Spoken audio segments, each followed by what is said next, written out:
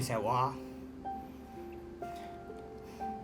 只要努力去捱就捱得過，咩辦法總比困難多。我有努力啊，我有諗辦法啊，咁唔代表我做到噶嘛。我都想日日笑笑口咁過啊。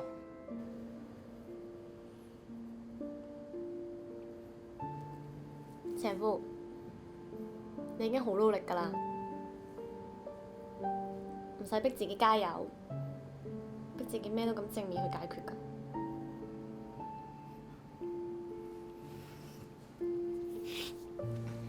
疏，冇諗住喺度放負，但我一時間忍唔住。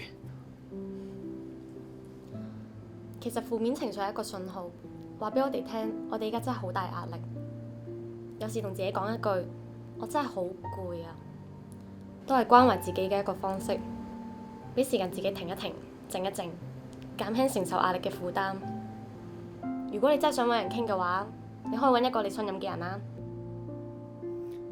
好似我咁啦，你可以揾我啊，我一定會聽。我一直以為笑笑口就係最適合我嘅方法，原來我一直都逼緊自己。It's okay to be not okay。多謝你阿冰。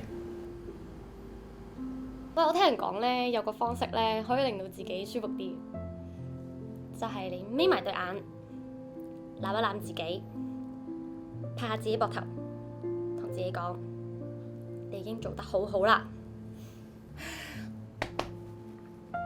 你已經做得好好啦。嗯，你做得好好噶啦。嗯。